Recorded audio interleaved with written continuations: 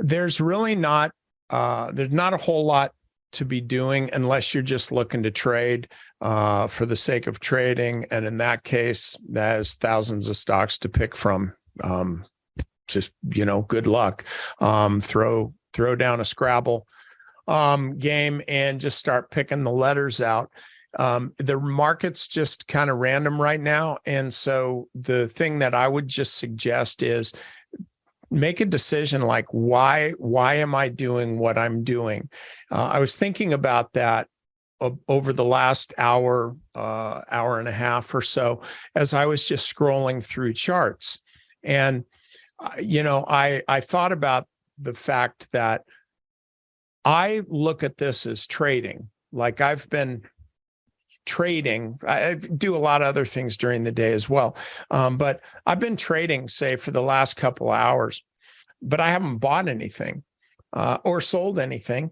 I've been looking for opportunities, but not only opportunities for right now, but opportunities that I see in the future because of the way a stock's setting up now. I view that as part of the trading process in the same way I've mentioned this analogy a few times before, in the same way as a hunter views the idea of hunting. You don't hunt when you pull the trigger or you let loose the arrow if you're doing archery or whatever, or snapping a picture for that matter if you're a photographer. Hunting is the whole process of finding the game, stalking the game, getting set up, and then finally doing whatever it is you do. And trading is the same way. And if you don't understand that, and listen to me seriously, this is really important. If you're not really understanding this aspect of trading, this is the kind of market that's going to be really, really frustrating. It's going to be really frustrating for you because you're saying, well, this sucks. I'm not doing anything today. Dan's not giving me anything to do. Scott's not giving me anything to do. Or, the things that I'm finding, I'm losing money on, or I'm treading water, or I get stopped out, or I'm not using stops. And then that's got me stressed out. But for crying out loud, I got to do something. I'm a trader. I would say that if that's kind of where you are, I really, really encourage you to step back and say, wait a minute, what am I doing here?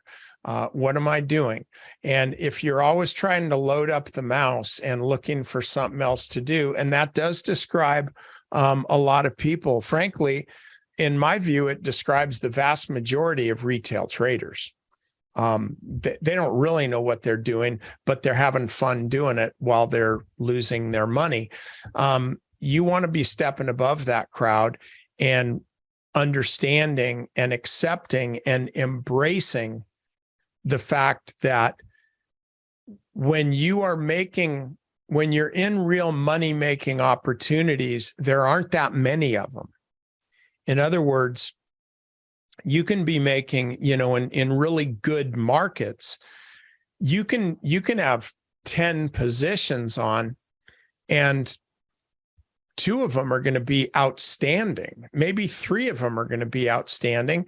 And then the rest, the 7 or 8 more, are going to be varying degrees of success, usually success in a raging bull market, because kind of like everything works. But wouldn't it be better if you could be totally concentrated in those 2 stellar positions that are doing so well? And why is that? Because you want to keep your money working. You want to put your money somewhere where the stock that you own, people are really, really clamoring for that, and they're paying more and more money for it, so that your profits are getting greater and greater. And then when you decide, okay, well, it's time for me to exit this trade, there are people there that want to take your place. They're rushing to get that stock. That's what you're looking for in really good markets. Well, we're also looking for the same thing in really sluggish, sloppy markets. We're very much looking for that. But if you don't see it, you can't just say, well, I'll just pick any 10 stocks. I'm just using 10 as an arbitrary number. You can't just say, okay, well, conditions have changed, but I'm just still going to buy a bunch of stuff. You want to be thinking about why you're doing what you're doing. And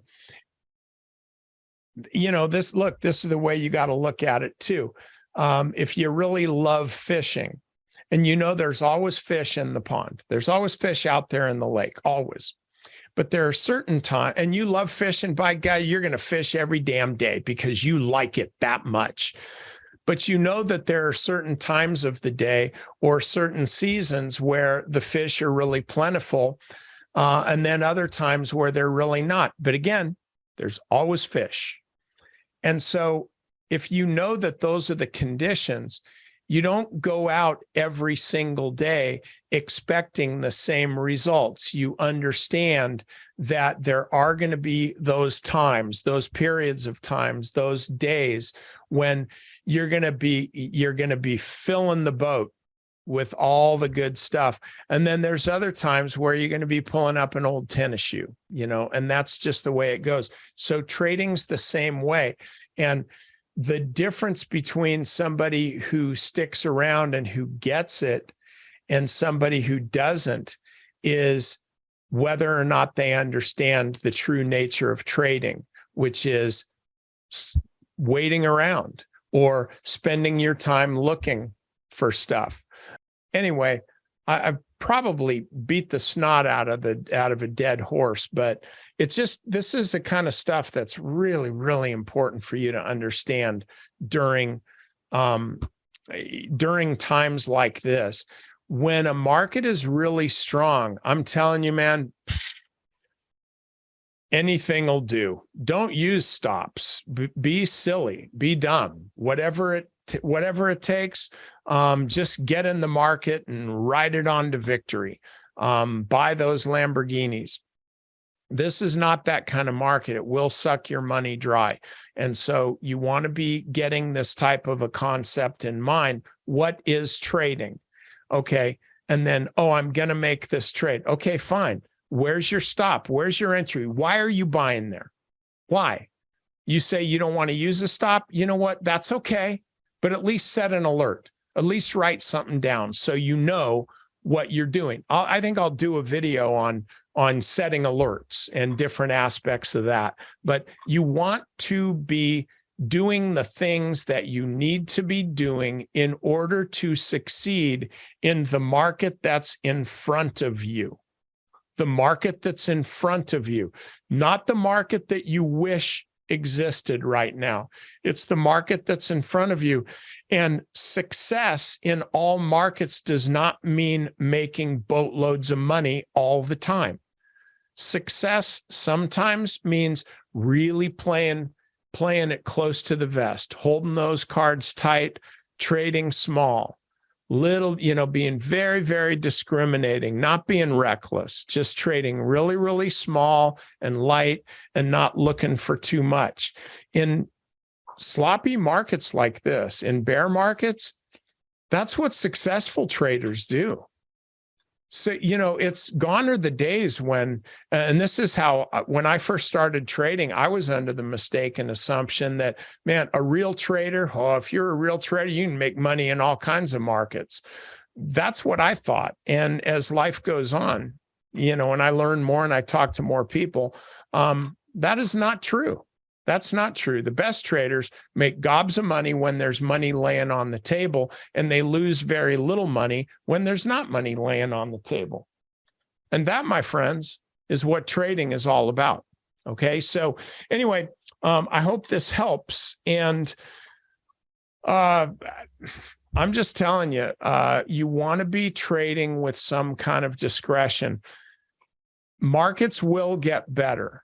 Don't give up on the market and don't give up on yourself, but just be realistic. I want you to be really realistic about what's happening right now. And if you find yourself losing money, losing a lot of money, well, don't trade so much. Be more write down. I don't know what your frequency of trading is, but let's say you tend to make, like, I don't know, 3 trades in a day. I mean, some people make 10 trades in a day. That's madness. But let's say you make 3 trades in a day. Instead, say, you know what? I'm limiting myself to 1 trade each day. Once I make a trade, I'm done. This is really important. It's a great tool. Once I make 1 trade, I'm done. And so then, and you can't violate that rule. And then when you make a trade, once it's done, you say, well, okay, that's it. I got to close my account. I can look at charts, but I can't make any more trades. You're going to do that. And after 1 or 2 times, when you've made that trade and then you're seeing something else and you can't make it, you're going to, instead of making the trades, you're going to be saying, all right, well, before I do anything, is this going to be the best thing? Is this the best thing that I can find today? And most times you're going to say, you know what? No, I don't think it is. I think I'll keep looking. And some days you're not going to even make that trade, because I'm not saying you have to make 1 trade a day. I'm saying you're limited. That's it. And by the way, if you say, well, I'm not that active a trader, okay, fine, make it once a week, whatever it is. But limit, if you're having a hard time making money in the market, put a governor on it, so you can limit just how much trading you're doing and how much losing you're going to take. All right. So anyway, it's the kind of stuff I think about. And in markets like this, I'm really gearing myself, just so you know, I'm really gearing myself more towards helping you become a better trader rather than just show me the money all the time, because it's really hard. Okay. So we'll be opportunistic, but we're not going to be impulsive. All right. I'll see you next time.